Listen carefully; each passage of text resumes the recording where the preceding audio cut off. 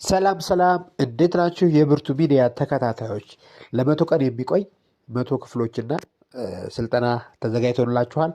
ዛሬ የመጀመሪያውን ቀን የመጀመሪያውን ክፍል ስልጠና ዛሬ እንጀምራለን። ለሚቀጥሉት 100 ቀናቶች ሙሉ ሳይቆረጥ ስልጠናው እንዲደርሳችሁ ከፈለጋችሁ ብርቱ ሚዲያን ሰብስክራይብ አድርጉ። ሀሳብ ኮሜንት መስጠት ትችላላችሁ። የመጀመሪያው የዛሬውን ቀን አቀርብላችኋለሁ። ስንነሳ ሀሳባችንን አንድ ታሪክ እነግራችኋለሁ። በዛ ታሪክ ተያያዥነት ያለው ምን ተማር ምን አገኘን የሚል ነገር በጣም ቁም ነገር ያሉት ነገሮችን ለማስጨበጥ እሞክራለሁ። የዛሬ የመጀመሪያው ስልጠናችን ሪዚሊያንስ ይላል። ሪዚሊያንስ ወድቆ መነሳት ወይም አይበገርነት ወይም የመቋቋም ብቃት ማለት ነው እና ብዙ አይነት ደፊኒሽን አለው። ቶሎ ማገገም፣ አይበገርነት፣ ወድቆ መነሳት የሚል ፍች አውደ ፍች ሊኖረው ይችላል እና ቃሉ ይሄንን ቃል ለብዙ ቀናቶች በጣም በሚገራርም ቢጣፍጡ ምሳሌዎች በመስጠት ስልጠናውን ለመማር እንሞክራለን። ከቃሉ ደፊኒሽን ብንነሳ ቅድም እንዳልኳቸው ሬዚሊያንስ ማለት ምን ማለት ነው? አይበገርነት ማለት ምን ማለት ነው? ወድቆ መነሳት ማለት ነው? ቶሎ ማገገም ማለት ምን ማለት ነው የሚለው ነገር ከቃሉ ብንነሳ ሬዚሊያንስ ማለት አንድ ሰው በህይወቱ ከባድ ፈተና፣ መከራ፣ ውድቀት ወይም የስነ ልቦና ስብራት ሲያጋጥመው ያንን ያጋጠመው መከራና ፈተና የመቋቋም ብቃት፣ አቅም እንዲሁም በአዲስ መልክ ጠንካራ ስብዕና፣ ጠንካራ ማንነት አድርጎ የመነሳት ችሎታ ምን ይባላል? ሬዚሊያንስ ይባላል። በህይወታችን የሚያጋጥመን ፈተና፣ መከራ፣ ችግር፣ የስነ ልቦና መሰበር ሊሆን ይችላል። ይህንን የመቋቋም አቅም አለን ወይ? ይሄ ብቻ አይደለም። ከመቋቋም አልፈን በአዲስ መልክ የመነሳት ብቃት የማድረግ ሂደት ሬዚሊያንስ አይበገርነት ይባላል። ይሄ ቃሉ ደፊኒሽን እና በዚህ መሰረት ብዙ ኤግዛምፕሎችን ማየት ይችላለን። በሌላ መልክ ምን ልለው እንችላለን? መከራ ወደ ጥበብ የመቀየር ኬሚስትሪ ነው። መከራ፣ ፈተና፣ ችግርን ወደ የሚደነቅ እድል ወይም ወደ የሚደነቅ ለውጥ ወይም ወደ ጥሩ አጋጣሚ የመቀየር ኬሚስትሪ ይባላል ሬዚሊያንስ። መውደቅን መፍራት ሳይሆን ሲወርቅ እንዴት እንደሚነሱ ማወቅ ነው ሬዚሊያንስ ማለት። መከራ አለ፣ ቅድም እንዳለው ችግር አለ፣ ውጣ ውረድ አለ። ይሄ መሆን ሳይሆን እንዴት ተነስተን ተቋቁመን ያን መከራና ችግር ተቋቁመን የመነሳት ብቃት እንዴት የማወቅ ሂደት ነው። ሌላው ወደ ነበረበት መመለስ ብቻ ሳይሆን ከነበርንበትም በላይ ከፍ ማለት፣ ድሮ የነበረው ማንነት ከመውደቃችን፣ ከፈተና፣ ከችግር፣ ከስነ ልቦና መሰበር በፊት የነበረው ማንነታችን እዛው ላይ ሳይሆን በተሻለ መልክ ከዛ በበለጠ መልክ የመነሳት ከዛ በበለጠ መልክ የመገኘት ሂደት ሬዚሊያንስ እንለዋልና ይህ ማለት ግን በህይወታችን ስንኖር በህይወታችን መውደቅ አለ፣ መነሳት አለ፣ አይቀርም፣ ውድቀት አለ። ለምሳሌ ያፈቀርነው ሰዎች ልናጣ እንችላለን። ንግድ ጀምረን ልንከስር እንችላለን። ትምህርት ቤት ትምህርት ጀምረን ልንወርቅ እንችላለን። የምንወደው ሰው ልናጣው እንችላለን። ያመነው ሰው ልንከዳ እንችላለን። ይሄ አለ በህይወት ውስጥ መውደቅ አለ፣ መነሳት አለ፣ መከዳት አለ፣ ማጣት አለ፣ ማግኘት አለ።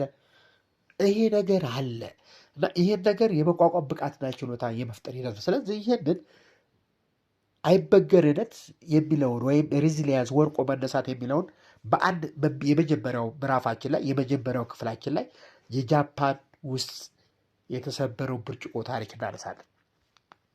ጃፓን መኳንንቶች ብዙ ጊዜ ነገስታቶች መኳንንቶቹ ከቻይና በሸክላ የተሰራ ሳህን፣ በሸክላ የተሰራ ጽዋ፣ መጠጫ ይጠቀሙ ነበር እና አንድ ጊዜ ይህ ቻይና ንጉሱ በጣም የሚወደው በጣም እንዳይኑ የሚሳሳለት ብርጭቆ ከሸክላ የተሰራው ሳህንና ብርጭቆ ተሰበረበት። ከዛ ምን ማድረግ አለበት? ወደ ቻይና ልኮ እንደገና ጠግነው ያን ብርጭቆ እንዲመልሱለት ፈለገ። ከዛ ምንድን አድርጋቸው ላካቸው። ተልኮ ቻይና ደርሶ ሲመጣ ያ ሸክላ በስቴፕልስ በሽቦ በየበሱ ምን አደረጉት? ስቴፕል በሽቦ አያያዙት እና ንጉሱ ሲያየው በጣም አስጠላው። ድሮ ከነበረው ውበት፣ ድሮ የነበረው ጌጥ፣ ድሮ የነበረው ማማር ሲያየው በጣም ሲያስጠላው ንጉሱ ምን ማለት ጀመረ? የአገሩ የዛው የጃፓን የእደ ጥበብ ባለሙያዎች ሰበሰበና ይሄንን ሸክላ በጣም በሚገርም ሁኔታ ሙያችሁን ተጠቀሙ፣ እደ ጥበባችሁን ተጠቅማችሁ ይሄን ሸክላ በሚገርም ሁኔታ ስሩት ብሎ ትእዛዝ ሰጣቸው። ከቻይና የመጣው በጣም የሚያምር የሚያስጠላ ስለነበረ እና እነሱ ወሰዱትና ምንድን ነው ያደረጉት? የሙጫ የሚባል ከዛፍ ላይ ማጣበቂያ እሱን ሰበሰቡና የወርቅ ዱቄት ጋር ደባልቀው ከዛ በኋላ ያንን ሽቦ ፈቱና ስንጥቃቱ ሳይደብቁ የወርቅና በሙጫ ለውሰው ስንጥቁን መቀባት ጀመሩ እና ይሄ ይባላል ኪሱዚ ይባላል በመባል የሚታወቅ ነው። ትርጉሙም በወርቅ መያዣ ማለት ነው። የወርቅ መያዣ በወርቅ ማያያዥ የተያዘ እንደማለት ነው። ኩዙኪ ተጠቀሙና ከዛ በኋላ እሱን ስብራቱን ሳይደብቁ ይልቁንም በወርቅ በማድመቅ ለሳህኑ አዲስ ሕይወት ሰጡት። በሚገርም ሁኔታ ስንጥቃቱ እንዳለ ያ በወርቅና በሙጫ ሱዙኪ በሚባል የወርቅ ማያያዣ አያይዘው ድሮ ከነበረው ሳህን፣ ድሮ ከነበረው ውበት፣ ድሮ ከነበረው ጥንካሬ በተሻለ መልክ አዲስ ሳህን ሰርተው ኒው ቨርዥን አድርገው ሰጡት። አሁን ይሄ ድሮ የነበረው የሸክላና ከዛ በኋላ በወርቅ ከተለብጦ በወርቅና በሙጫ ከተሰራ በኋላ ያለው ብርጭቆ የተለያየ ነው። ወርቆ መነሳት ድሮ የነበረው ከመከስከስ ከመበተን ተርፎ መጨረሻ መልሶ የመጣ ነው እና ይሄን ምን እንማራለን? ከዚህ ምን ተማር፣ ምን ነገር አገኘን? የሚሉት ነገሮች ለማየት ሞከር ላጠራለን።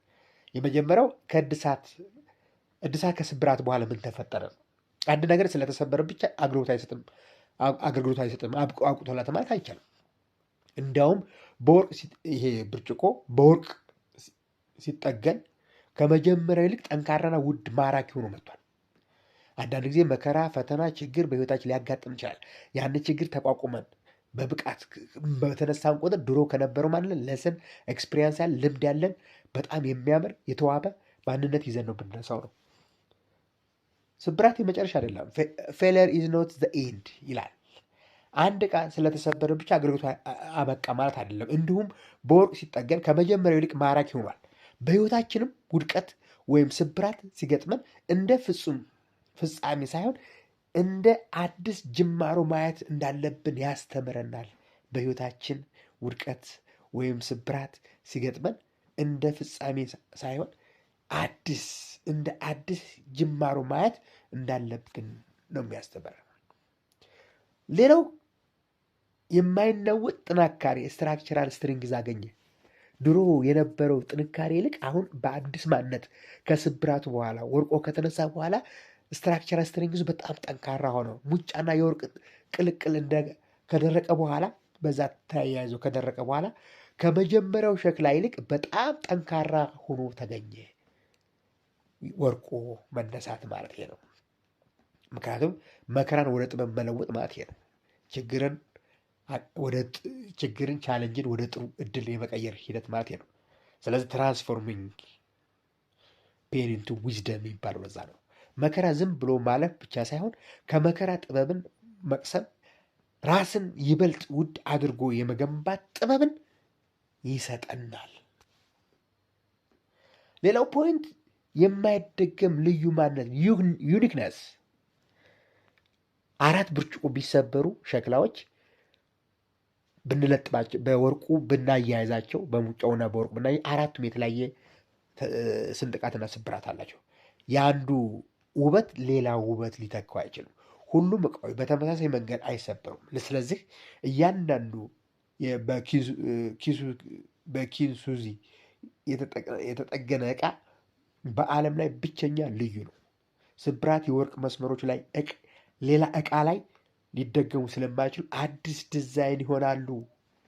ይህ እቃ ከመጀመሪያው ይልቅ በገበያው ላይ እጅግ ውድ ዋጋ ያለው ነው። ለዛ ነው እነዚህ እቃዎች ጃፓን ላይ በጣም ውድ ናቸው። ተሰብረው በወርቅና በሙጫ ከተሰሩ በኋላ በጣም ውድ ናቸው። በጣም ጌጥ የሚያምሩ ዩኒክነስ ያላቸው ናቸው። ያ ማለት ህመሙ ወደ ጥበብ ተለወጠ። ህመሙ ድካሙ ወደ ብርታት ተቀይሯል። ተራነት ወደ ብርቅዬነት አድጓል። ከነበረበት በላይ ያ ሸክላ አይወዳደርም ሁለቱ በነበረበት ሰዓት።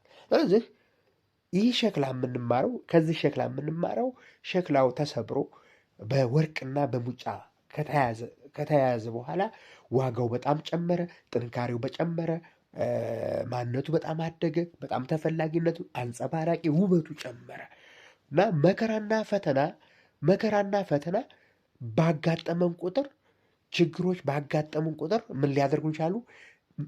ውስጣችን ያለው ማንነት ሰርተውን አሻሽለውን ገንብተውን ለተሻለ ማንነት በጣም ውድ ልዩ የሆነ ሰዎች ሁነን የምናልፍበት ነው እና ይሄ የመጀመሪያው ታሪክ ነው እና የሚቀጥለው ምዕራፍ 2 ላይ እንቀጥላለን። በጣም ከተመቻችሁ ሀሳብ ኮሜንት ምን እንዳገኛችሁ ኮሜንት ላይ ያስቀምጡልኝ። በነበረን ሰዓት በጣም አመሰግናለሁ። ውድቀትና ሬዚሊያንስ ክፍል 1 እዚህ ላይ ይበቃናል።